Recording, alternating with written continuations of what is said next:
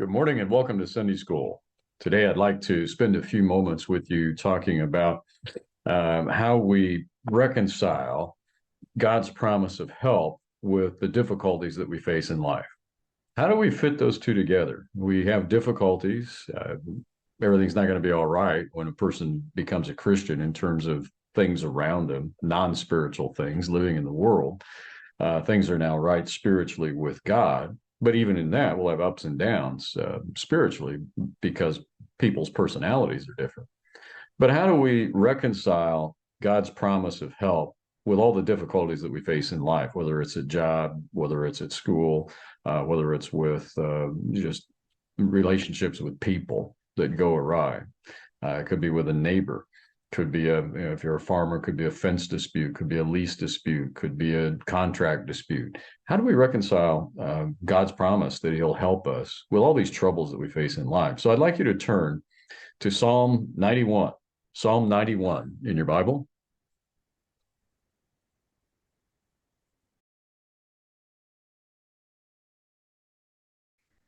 And I think we'll see several things out of Psalm 91. Of course, God's not going to permit any trouble to come upon us unless he has a specific plan in place by which his great blessing can come out of that difficulty. So, I think it was Bud Robinson that said, if God's going to send you on stony paths, he's going to give you pretty strong shoes to walk those paths.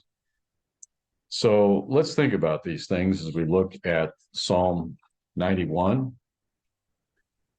And let me start with verse 1. He that dwelleth in the secret place of the Most High shall abide under the shadow of the Almighty. I will say of the Lord, he is my refuge and my fortress, my God, in him will I trust. Surely he shall deliver thee from the snare of the fowler and from the noisome pestilence.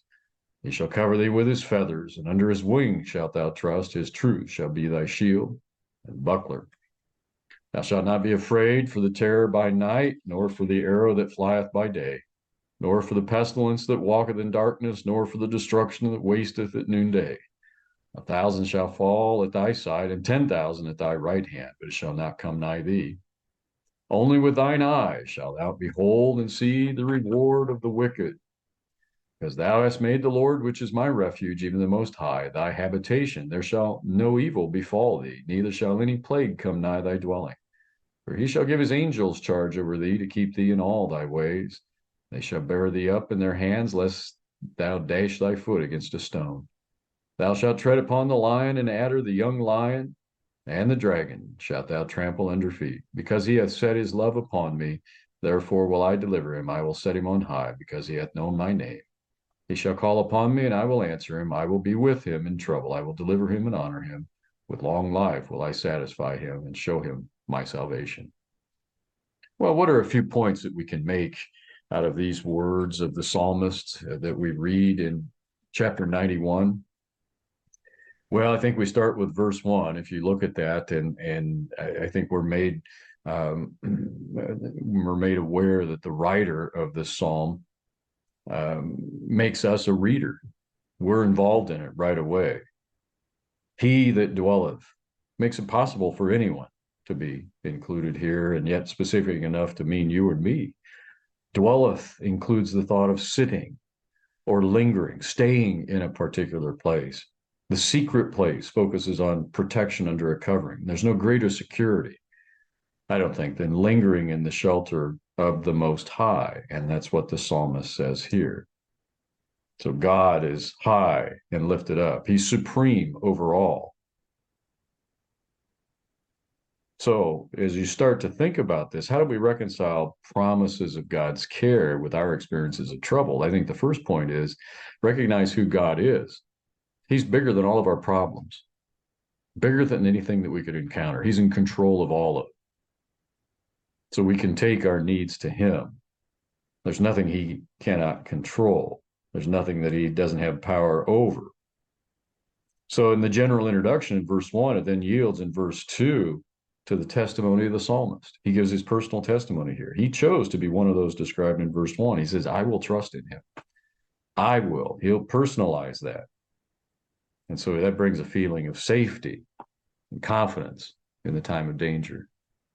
Trust has more the idea of resting in what God does than in believing what he says. I know how he acts. I know what he does. I'm going to take confidence in that. And then in verses 3 through 8 is a listing of the dangers that the old ancient traveler might face during his journey and how God protects that traveler from all of those problems.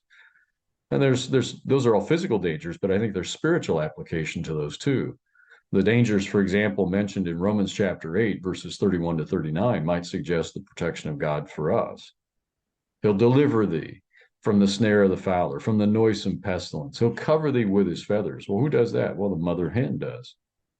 The gentleness of his dealings with us in a gentle way.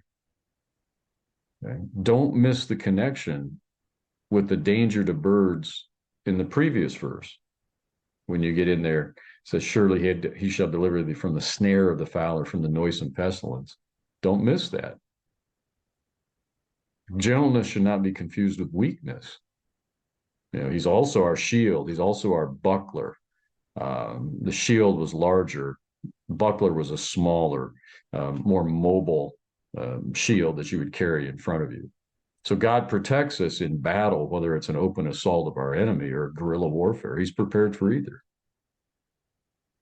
So don't mistake the danger that's involved here. Don't confuse gentleness with weakness. When there's danger, he's not weak. But for the traveler back then, and we get down to the latter verses of 5, 6, 7, and 8, the danger was real, but it was unknown. The writer says it was both by night and by day, the dangers lurked. Arrow, pestilence, destruction. Those were believed to be the weapons of the gods at that point in time. So what are some of the, let me ask you this, what are some of the various answers we give trying to solve the problem of God's seeming failure to protect us from harm and provide for our needs?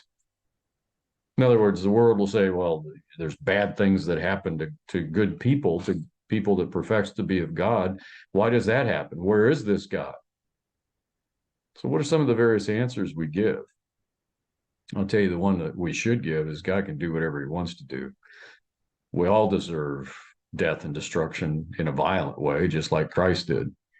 But it's his mercy that is extended to those that don't suffer those tragedies.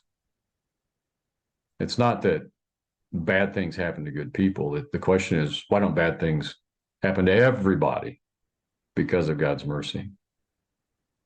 Think about that. So what does it mean to dwell in the secret place of the Most High, as the writer says here? Where is this secret place? Where is that? Is that wherever we make it? I think it probably is. And that helps us understand if we're dwelling in the secret place of the Most High, that gives us an understanding of who God is and what his power is. God also protects us, as we noted here, like a mother hen clutching her chicks. So what does that say to us about God's love and protection? Gentle, secure, but boy, you have danger come to a mother hen that is protecting her chicks, or a mother bear that's protecting her cub, and you'll find out what happens real quick. Things turn violent fast. So why is it the writer refers here to the darkness of the night? Why does that seem to heighten our fears? Is it because evil, when it occurs, tends to occur at night? Burglaries, robberies, murders tend to be at night, not out always. But at night, there's cover. So you can't be seen. That's when the bad things can happen. So how does the promise in verse 8 that we will see the reward of the wicked give us a clue about the almost carefree attitude that we see in verse 7? Payday someday. The wicked are going to get their reward. And we're going to see that reward. And then we go to the latter part of the psalm, moving quickly here. Verses 9 and 10, we see the key to the life of God's protective care. What does it mean to make God thy habitation? I've mentioned that before. Does the imagery simply suggest God is our tent in which we sleep at night, or something else suggested there? I think there's probably something else. It's not just a tent. It should be all-consuming in our lives. And if you look at 11 and 12, how did the devil misquote that? You go over into the New Testament, the temptation of Jesus in the wilderness. How did the devil misquote 11 and 12? For he shall give his angels charge over thee to keep thee in all thy ways. They shall bear thee up in their hands, lest thou dash thy foot against a stone. What did he leave out? I don't have time to get into that with you, but he did leave something out, something pretty significant. So what's the true intent of that promise here? Not the way Satan presented it to Christ, where he said, if you throw yourself off the cliff, his angels will save you.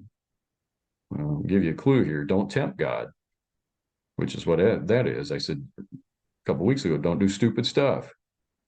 Don't walk out across a busy highway and expect not to get run over because God will protect you. So that's not what this says. So what is this saying here? God is promising to keep us as we go throughout life, walking in his will. God is not promising to deliver us from trouble that we recklessly put ourselves into because we want to test his protection. So look at the story in the New Testament of the temptation of Christ and think along these lines. He's not going to protect us if we do stupid stuff and throw ourselves recklessly in positions because we want to see if God will protect us there. That's what was going on in the temptation of Christ. But his promise is that he'll keep us throughout life as long as we walk in his will. And the key to finding his will is studying your Bible, praying, attending church, trying to stay as close to God as you possibly can. So is the promise here in Psalm 91 just for some people? No. The promise of God's psalmist here, the promise of God as conveyed by the psalmist, is for all who take refuge in him. There's no qualification that the promise is only good for a certain subset of God's people. So if we dwell in his secret place, are we promised that we will avoid suffering and pain and deprivation and other trouble? Well, we can't claim that the promise suggests that there'll be no harm to us. And to do that would compound Satan's error in his temptation of Jesus. But his promise is to guard us in all thy ways. In other words, God will watch over us as we follow him day by day and live and walk in his ways and in his will. Sometimes God's will for our lives, remember, allows us to experience want and suffering. So God hasn't failed us by allowing us to experience that pain. He remains faithful to keep us through the times of trouble. Remember, Psalm 23 says, he leads me through the valley of the shadow of death. He leads me through it. Doesn't lead me around it, leads me through it.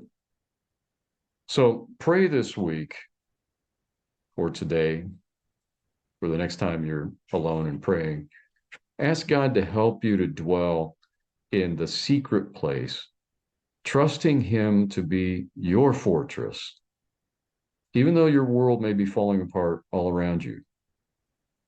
And believe that he will walk through it with you, giving you his salvation and his protection and his guidance.